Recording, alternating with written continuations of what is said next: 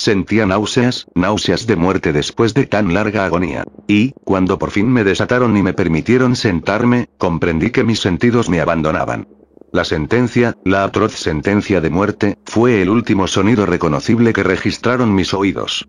Después, el murmullo de las voces de los inquisidores pareció fundirse en un soñoliento zumbido indeterminado, que trajo a mi mente la idea de revolución, tal vez porque imaginativamente lo confundía con el ronroneo de una rueda de molino. Esto duró muy poco, pues de pronto cesé de oír. Pero al mismo tiempo pude ver aunque con qué terrible exageración. Vi los labios de los jueces togados de negro. Me parecieron blancos, más blancos que la hoja sobre la cual trazo estas palabras, y finos hasta lo grotesco. Finos por la intensidad de su expresión de firmeza, de inmutable resolución, de absoluto desprecio hacia la tortura humana. Vi que los decretos de lo que para mí era el destino brotaban todavía de aquellos labios. Los vi torcerse mientras pronunciaban una frase letal. Los vi formar las sílabas de mi nombre, y me estremecí, porque ningún sonido llegaba hasta mí. Y en aquellos momentos de horror delirante vi también oscilar imperceptible y suavemente las negras colgaduras que ocultaban los muros de la estancia. Entonces mi visión recayó en las 7 altas bujías de la mesa. Al principio me parecieron símbolos de caridad, como blancos y esbeltos ángeles que me salvarían. Pero entonces, bruscamente, una espantosa náusea invadió mi espíritu y sentí que todas mis fibras se estremecían como si hubiera tocado los hilos de una batería galvánica, mientras las formas angélicas se convertían en hueros espectros de cabezas llameantes, y comprendí que ninguna ayuda me vendría de ellos. Como una profunda nota musical penetró en mi fantasía la noción de que la tumba debía ser el lugar del más dulce descanso. El pensamiento vino poco a poco y sigiloso, de modo que pasó un tiempo antes de poder apreciarlo plenamente. Pero, en el momento en que mi espíritu llegaba por fin a abrigarlo, las figuras de los jueces se desvanecieron como por arte de magia, las altas bujías se hundieron en la nada, mientras sus llamas desaparecían, y me envolvió la más negra de las tinieblas. Todas mis sensaciones fueron tragadas por el torbellino de una caída en profundidad, como la del alma en el Hades. Y luego el universo no fue más que silencio, calma y noche.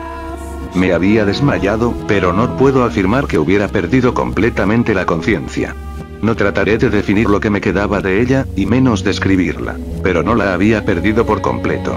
En el más profundo sopor, en el delirio, en el desmayo hasta la muerte, hasta la misma tumba. No todo se pierde. O bien, no existe la inmortalidad para el hombre. Cuando surgimos del más profundo de los sopores, rompemos la tela sutil de algún sueño. Y, sin embargo, un poco más tarde, tan frágil puede haber sido aquella tela, no nos acordamos de haber soñado. Cuando volvemos a la vida después de un desmayo, pasamos por 2 momentos. Primero, el del sentimiento de la existencia mental o espiritual. Segundo, el de la existencia física.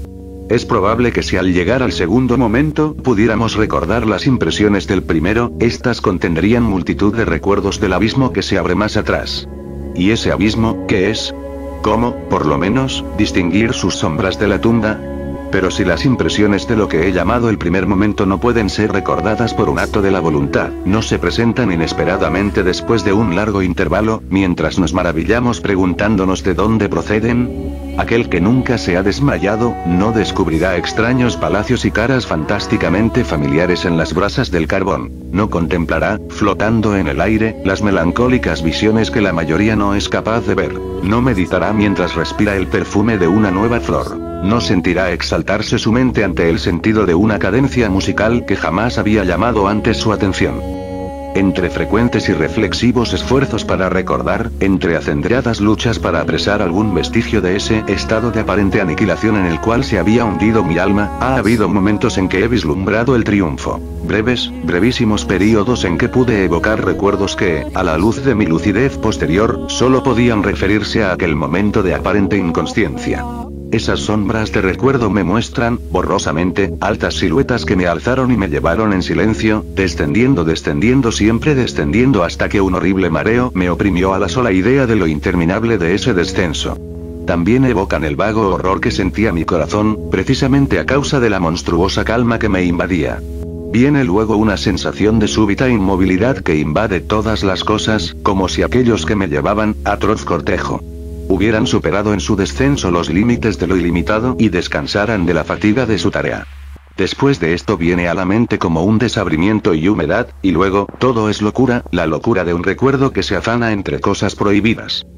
Súbitamente, el movimiento y el sonido ganaron otra vez mi espíritu. El tumultuoso movimiento de mi corazón y, en mis oídos, el sonido de su latir. Sucedió una pausa, en la que todo era confuso. Otra vez sonido, movimiento y tacto, una sensación de hormigueo en todo mi cuerpo. Y luego la mera conciencia de existir, sin pensamiento. Algo que duró largo tiempo. De pronto, bruscamente, el pensamiento, un espanto estremecedor y el esfuerzo más intenso por comprender mi verdadera situación.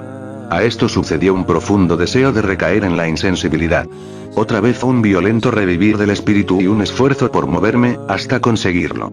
Y entonces el recuerdo vívido del proceso, los jueces, las colgaduras negras, la sentencia, la náusea, el desmayo. Y total olvido de lo que siguió, de todo lo que tiempos posteriores, y un obstinado esfuerzo, me han permitido vagamente recordar.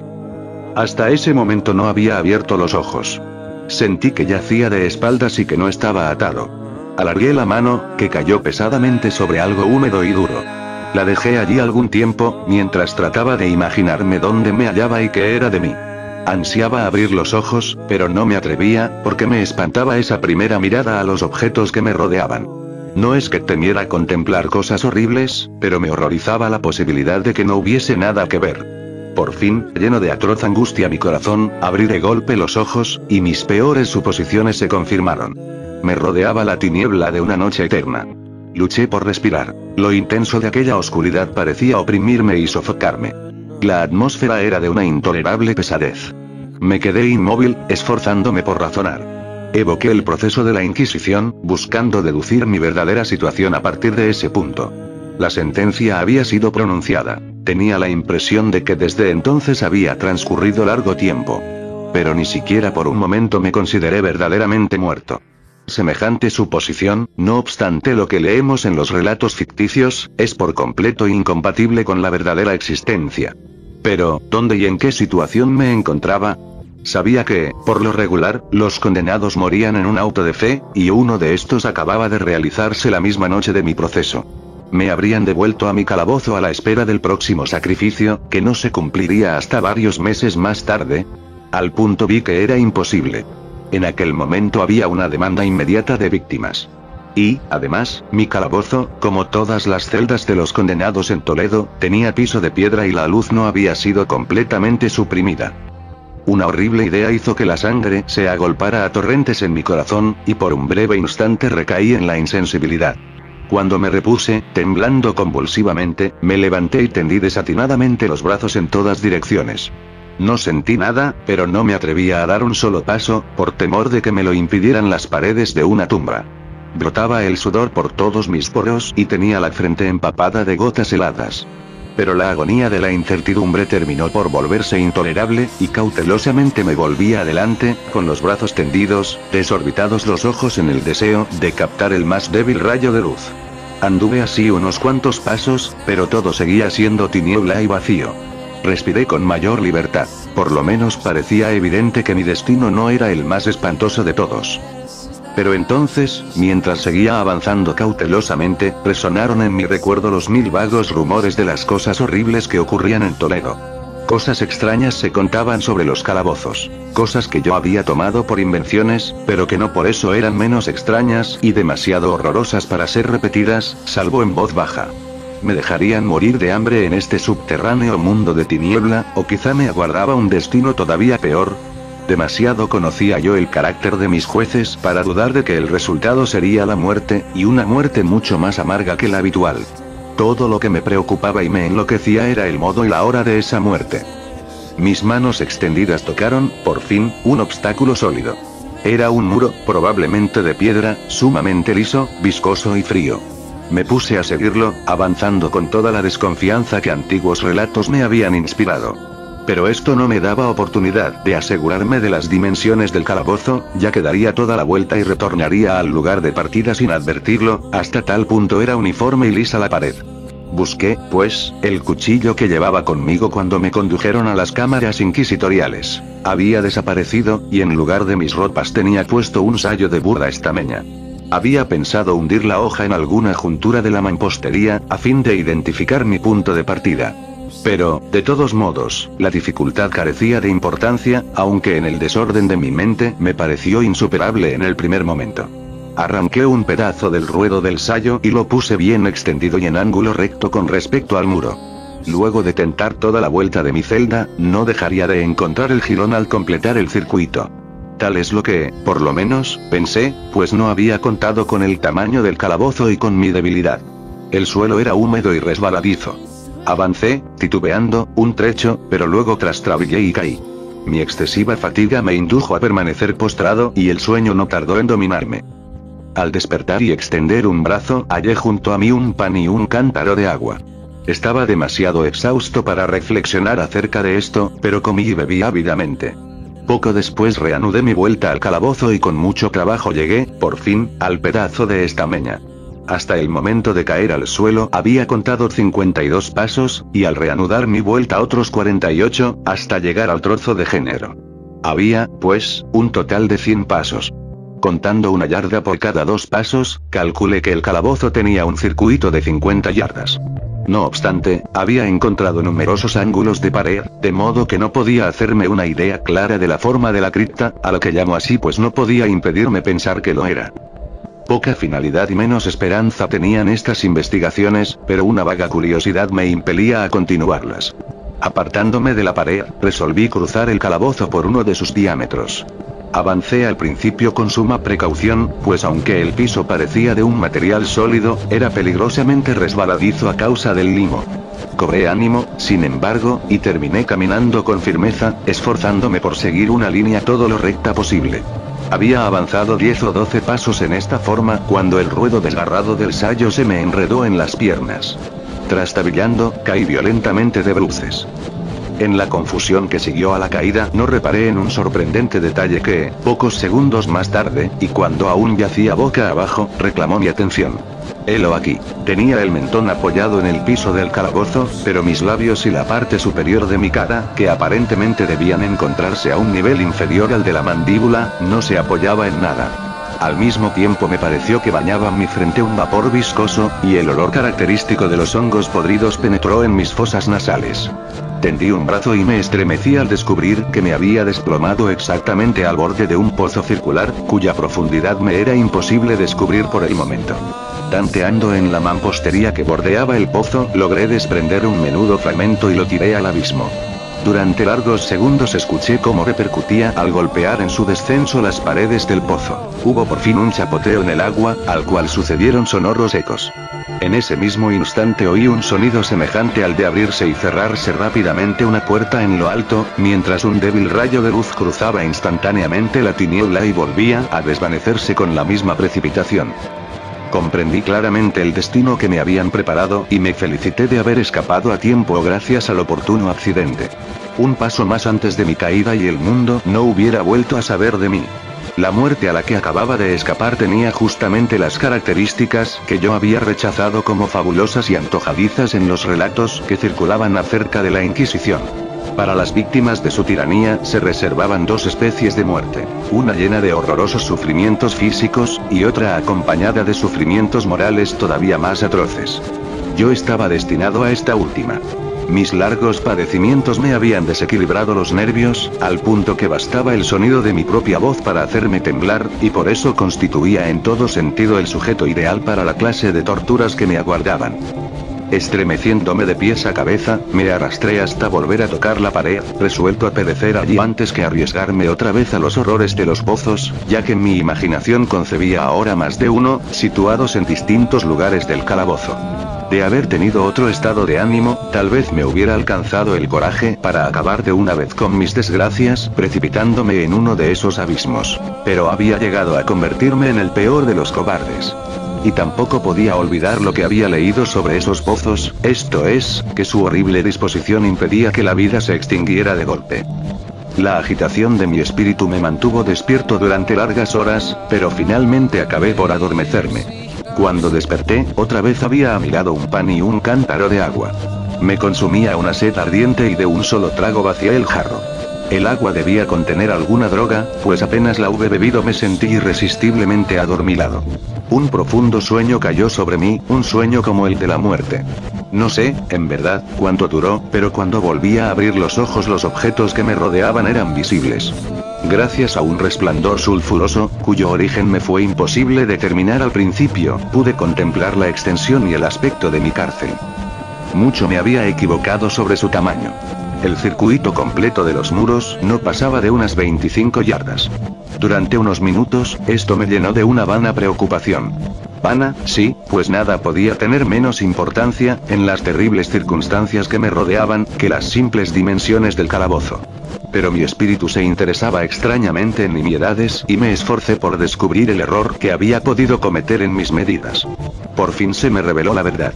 En la primera tentativa de exploración había contado 52 pasos hasta el momento en que caí al suelo. Sin duda, en ese instante me encontraba a 1 o 2 pasos del jirón de estameña, es decir, que había cumplido casi completamente la vuelta del calabozo. Al despertar de mi sueño debí emprender el camino en dirección contraria, es decir, volviendo sobre mis pasos, y así fue como supuse que el circuito medía el doble de su verdadero tamaño. La confusión de mi mente me impidió reparar entonces que había empezado mi vuelta teniendo la pared a la izquierda y que la terminé teniéndola a la derecha. También me había engañado sobre la forma del calabozo. Al tantear las paredes había encontrado numerosos ángulos, deduciendo así que el lugar presentaba una gran irregularidad. Tan potente es el efecto de las tinieblas sobre alguien que despierta de la letargia o del sueño. Los ángulos no eran más que unas ligeras depresiones o entradas a diferentes intervalos. Mi prisión tenía forma cuadrada. Lo que había tomado por mampostería resultaba ser hierro o algún otro metal, cuyas enormes planchas, al unirse y soldarse, ocasionaban las depresiones. La entera superficie de esta celda metálica aparecía toscamente pintarrajeada con todas las horrendas y repugnantes imágenes que la sepulcral superstición de los monjes había sido capaz de concebir. Las figuras de demonios amenazantes, de esqueletos y otras imágenes todavía más terribles recubrían y desfiguraban los muros. Reparé en que las siluetas de aquellas monstruosidades estaban bien delineadas, pero que los colores parecían borrosos y vagos, como si la humedad de la atmósfera los hubiese afectado. Noté asimismo que el suelo era de piedra. En el centro se abría el pozo circular de cuyas fauces, abiertas como si bostezara, acababa de escapar. Pero no había ningún otro en el calabozo. Vi todo esto sin mucho detalle y con gran trabajo, pues mi situación había cambiado grandemente en el curso de mi sopor. Yacía ahora de espaldas, completamente estirado, sobre una especie de bastidor de madera. Estaba firmemente amarrado por una larga banda que parecía un cíngulo. Pasaba, dando muchas vueltas, por mis miembros y mi cuerpo, dejándome solamente en libertad la cabeza y el brazo derecho, que con gran trabajo podía extender hasta los alimentos, colocados en un plato de barro a mi alcance. Para mayor espanto, vi que se habían llevado el cántaro de agua. Y digo espanto porque la más intolerable sed me consumía. Por lo visto, la intención de mis torturadores era estimular esa sed, pues la comida del plato consistía en carne sumamente condimentada. Mirando hacia arriba observé el techo de mi prisión. Tendría unos 30 o 40 pies de alto, y su construcción se asemejaba a la de los muros. En uno de sus paneles aparecía una extraña figura que se apoderó por completo de mi atención. La pintura representaba al tiempo tal como se lo suele figurar, salvo que, en vez de guadaña, tenía lo que me pareció la pintura de un pesado péndulo, semejante a los que vemos en los relojes antiguos. Algo, sin embargo, en la apariencia de aquella imagen me movió a observarla con más detalle. Mientras la miraba directamente de abajo hacia arriba, pues se encontraba situada exactamente sobre mí, tuve la impresión de que se movía. Un segundo después esta impresión se confirmó. La oscilación del péndulo era breve y, naturalmente, lenta. Lo observé durante un rato con más perplejidad que temor. Cansado, al fin, de contemplar su monótono movimiento, volví los ojos a los restantes objetos de la celda. Un ligero ruido atrajo mi atención y, mirando hacia el piso, vi cruzar varias enormes ratas. Habían salido del pozo, que se hallaba al alcance de mi vista sobre la derecha. Aún entonces, mientras las miraba, siguieron saliendo en cantidades, presurosas y con ojos famélicos atraídas por el olor de la carne. Me dio mucho trabajo ahuyentarlas del plato de comida. Habría pasado una media hora, quizá una hora entera, pues solo tenía una noción imperfecta del tiempo, antes de volver a fijar los ojos en lo alto. Lo que entonces vi me confundió y me llenó de asombro. La carrera del péndulo había aumentado, aproximadamente, en 1 yarda. Como consecuencia natural, su velocidad era mucho más grande. Pero lo que me perturbó fue la idea de que el péndulo había descendido perceptiblemente. Noté ahora, y es inútil agregar con cuánto horror, que su extremidad inferior estaba constituida por una media luna de reluciente acero, cuyo largo de punta a punta alcanzaba a 1 pie. Aunque afilado como una navaja, el péndulo parecía macizo y pesado, y desde el filo se iba ensanchando hasta rematar en una ancha y sólida masa. Hallábase fijo a un pesado vástago de bronce y todo el mecanismo silbaba al balancearse en el aire. Ya no me era posible dudar del destino que me había preparado el ingenio de los monjes para la tortura. Los agentes de la Inquisición habían advertido mi descubrimiento del pozo. El pozo, sí, cuyos horrores estaban destinados a un recusante tan obstinado como yo. El pozo, símbolo típico del infierno, última tule de los castigos de la Inquisición, según los rumores que corrían.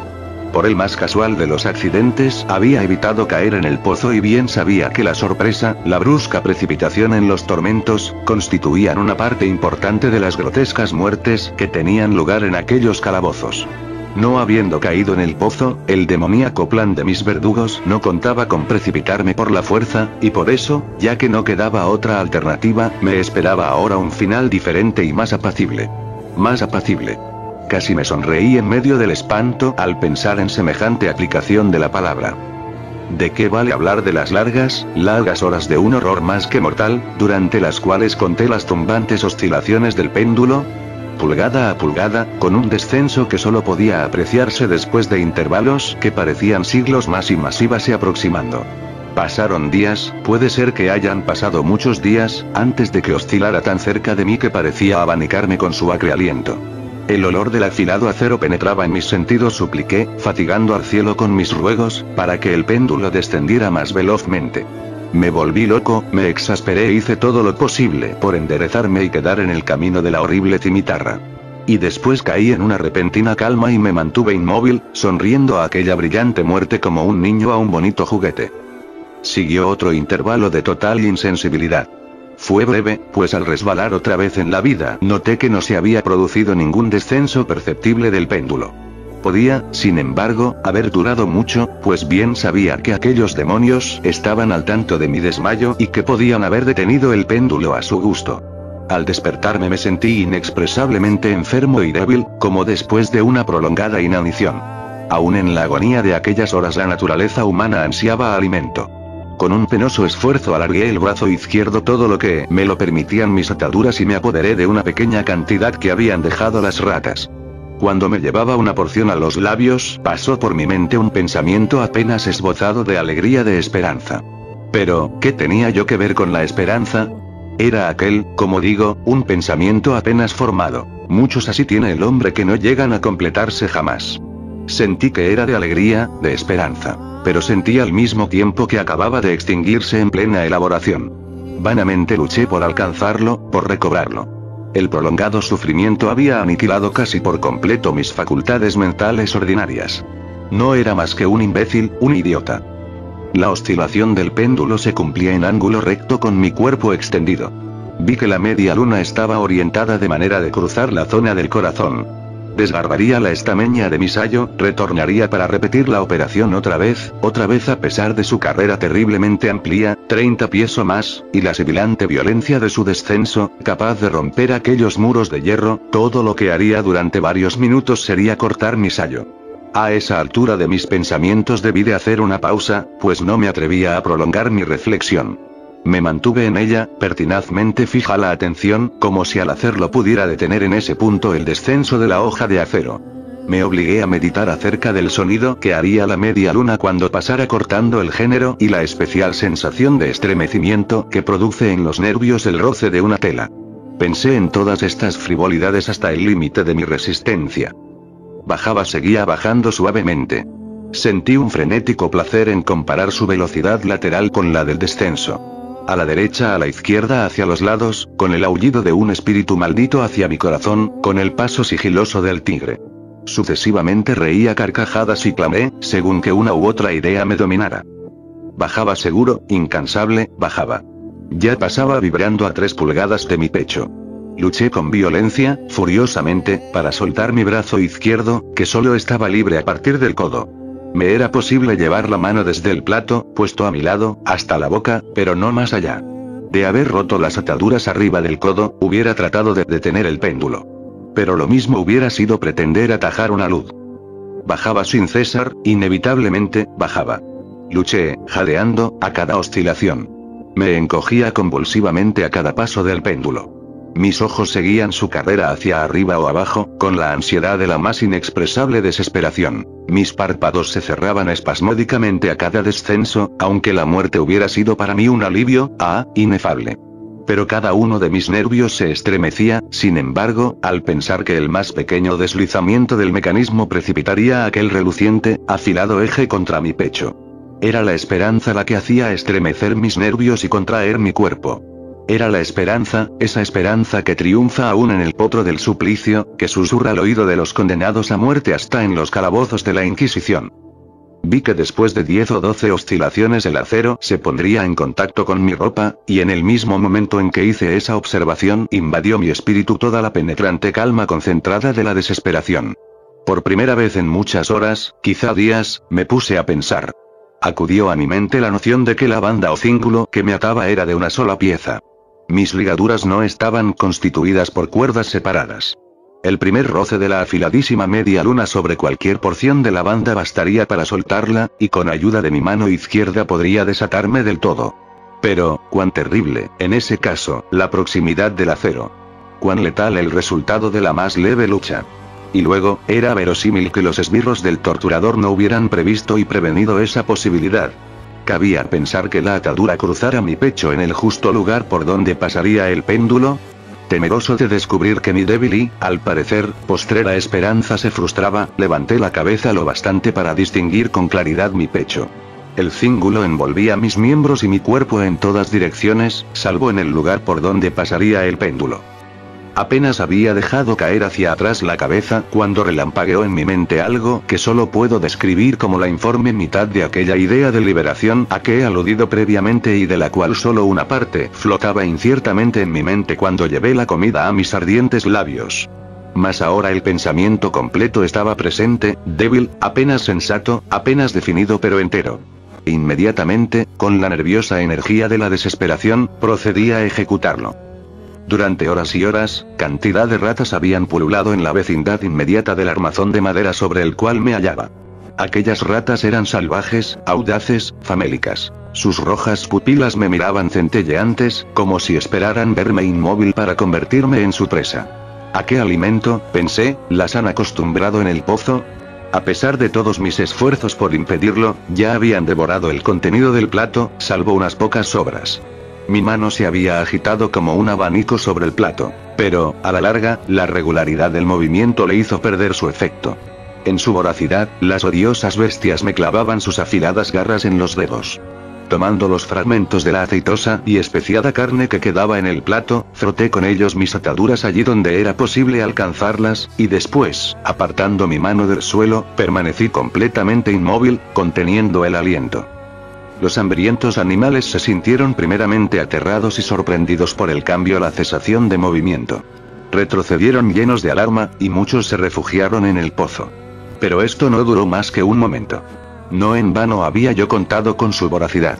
Al observar que seguía sin moverme, una o dos de las más atrevidas saltaron al bastidor de madera y olfatearon el cíngulo. Esto fue como la señal para que todas avanzaran. Salían del pozo, corriendo en renovados contingentes. Se colgaron de la madera, corriendo por ella y saltaron a centenares sobre mi cuerpo. El acompasado movimiento del péndulo no las molestaba para nada. Evitando sus golpes, se precipitaban sobre las untadas ligaduras. Se apretaban, pululaban sobre mí en cantidades cada vez más grandes. Se retorcían cerca de mi garganta. Sus fríos hocicos buscaban mis labios. Yo me sentía ahogar bajo su creciente peso. Un asco para el cual no existe nombre en este mundo llenaba mi pecho y helaba con su espesa viscosidad mi corazón. Un minuto más, sin embargo, y la lucha terminaría. Con toda claridad percibí que las ataduras se aflojaban. Me di cuenta de que debían de estar rotas en más de una parte. Pero, con una resolución que excedía lo humano, me mantuve inmóvil. No había errado en mis cálculos ni sufrido tanto en vano. Por fin, sentí que estaba libre. El cíngulo colgaba en tiras a los lados de mi cuerpo. Pero ya el paso del péndulo alcanzaba mi pecho. Había dividido la estameña de mi sayo y cortaba ahora la tela de la camisa. 2 veces más pasó sobre mí, y un agudísimo dolor recorrió mis nervios. Pero el momento de escapar había llegado. Apenas agité la mano, mis libertadoras huyeron en tumulto. Con un movimiento regular, cauteloso, y encogiéndome todo lo posible, me deslicé, lentamente, fuera de mis ligaduras, más allá del alcance de la cimitarra. Por el momento, al menos, estaba libre. Libre y en las garras de la Inquisición. Apenas me había apartado de aquel lecho de horror para ponerme de pie en el piso de piedra, cuando cesó el movimiento de la diabólica máquina, y la vi subir, movida por una fuerza invisible, hasta desaparecer más allá del techo. Aquello fue una lección que debí tomar desesperadamente a pecho. Indudablemente espiaban cada uno de mis movimientos. Libre. Apenas si había escapado de la muerte bajo la forma de una tortura, para ser entregado a otra que sería peor aún que la misma muerte. Pensando en eso, paseé nerviosamente los ojos por las barreras de hierro que me encerraban.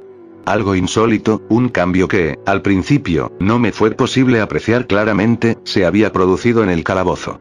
Durante largos minutos, sumido en una temblorosa y vaga abstracción, me perdí en vanas y desilvanadas conjeturas. En estos momentos pude advertir por primera vez el origen de la sulfurosa luz que iluminaba la celda. Procedía de una fisura de media pulgada de ancho, que rodeaba por completo el calabozo al pie de las paredes, las cuales parecían, y en realidad estaban, completamente separadas del piso. A pesar de todos mis esfuerzos, me fue imposible ver nada a través de la abertura. Al ponerme otra vez de pie comprendí de pronto el misterio del cambio que había advertido en la celda. Ya he dicho que, si bien las siluetas de las imágenes pintadas en los muros eran suficientemente claras, los colores parecían borrosos e indefinidos. Pero ahora esos colores habían tomado un brillo intenso y sorprendente, que crecía más y más y daba a aquellas espectrales y diabólicas imágenes un aspecto que hubiera quebrantado nervios más resistentes que los míos.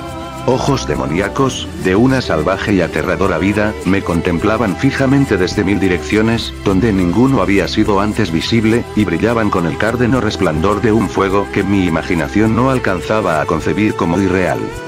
Irreal.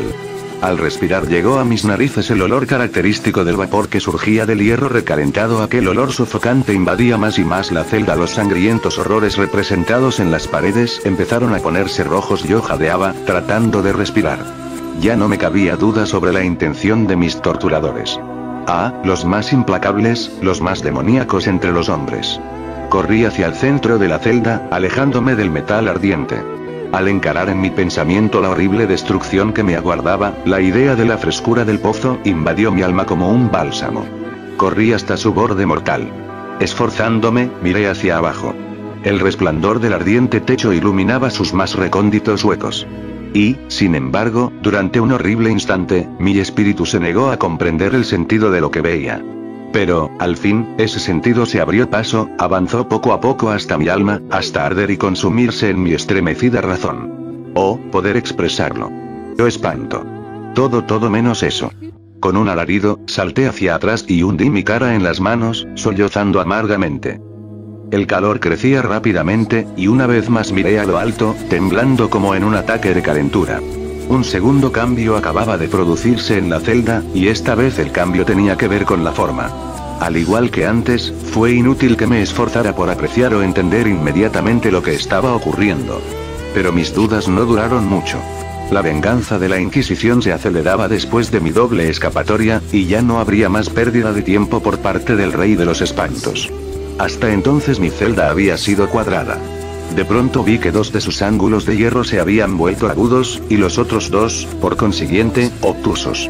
La horrible diferencia se acentuaba rápidamente, con un resonar profundo y quejumbroso. En un instante el calabozo cambió su forma por la de un rombo. Pero el cambio no se detuvo allí, y yo no esperaba ni deseaba que se detuviera. Podría haber pegado mi pecho a las rojas paredes, como si fueran vestiduras de eterna paz. La muerte. Clamé. Cualquier muerte, menos la del pozo. Insensato. ¿Acaso no era evidente que aquellos hierros al rojo tenían por objeto precipitarme en el pozo?